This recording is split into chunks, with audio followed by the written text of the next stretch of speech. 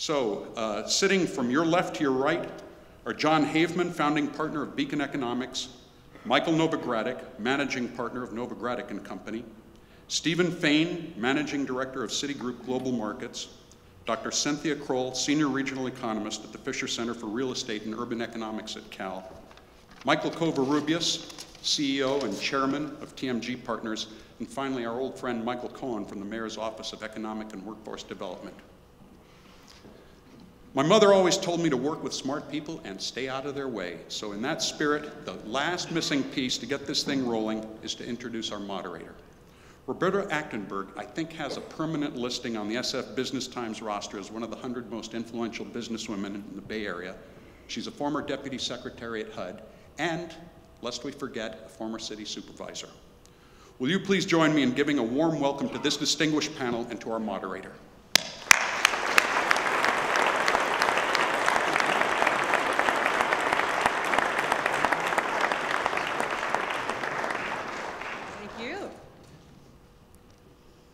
How totally lovely. It's really great to see all of you here this morning. Now more than ever, HAC's bold insights and creativity in a very difficult city, in a very difficult time, is much needed, and this panel discussion is much awaited. These are unprecedented times, and we're very eager to hear your technical analysis and your most fanciful prognostications. Will San Francisco remain the outlier, or will this economic meltdown level the playing field, if that's not mixing more than one metaphor? Will the region maintain its vitality, or will it wither on the vine? How long before the bottom, and how much time will it take us to climb back?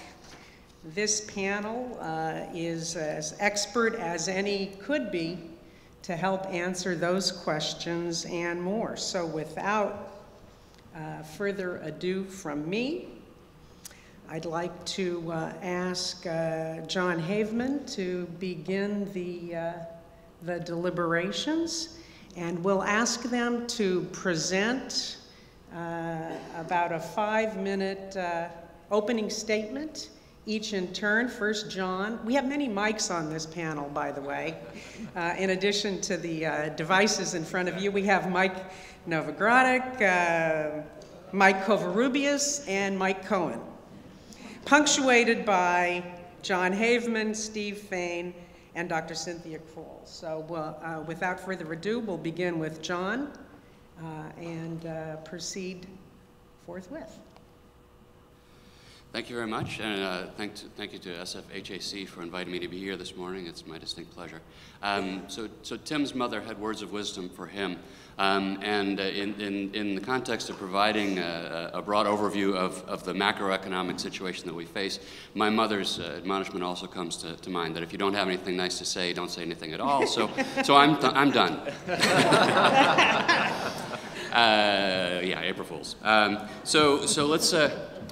I think there we go. Okay, so I'm going to provide a brief overview of what's going on, and in 3 to 5 minutes I can hardly do it justice, so I'll look forward to the question and answer period where I can raise more issues and perhaps clarify some that I bring up here. So first, what's going on? The first thing to remember is that it's not Wall Street driving what's going on Main Street, at least in California. California is sort of ground zero for what's going on now, and it's the housing market. It's housing that reinforced consumers in their binge that's been going on since about the mid-1990s. Okay? So what went wrong, as I just mentioned, it's housing, finance, and the consumer. So I'll talk a little bit about housing, I'll talk a little bit about the consumer. Finance, maybe we'll leave that for the discussion. I think a lot of others up here have things to say about that. Where from here? You know, things are bad.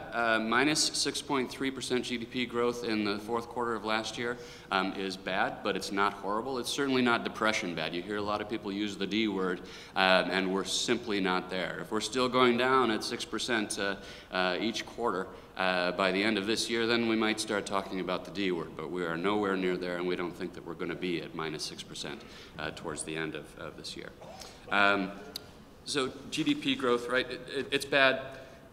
In historical terms, minus 6.3 is sort of the third worst post-war quarter that we've had. So we've been down at these depths before, and we have survived, and we will survive this one as well. I mentioned the three imbalances: housing, financial, and consumer.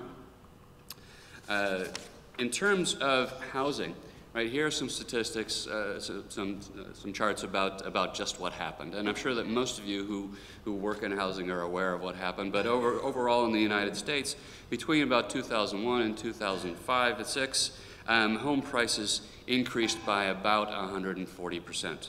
I'm sorry, about 100% nationwide. In California, over the same time period, actually through 2007, home prices increased by about 150%.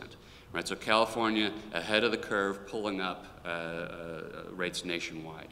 And we did this by borrowing, right? By borrowing sometimes in very risky ways, and that's all coming to a head now with foreclosures across the state.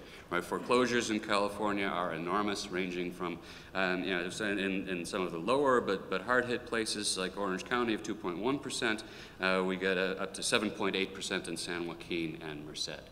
Right? So foreclosures are a very large percent of all households now, historically, and that number is only going to continue to grow for at least the next year, probably longer.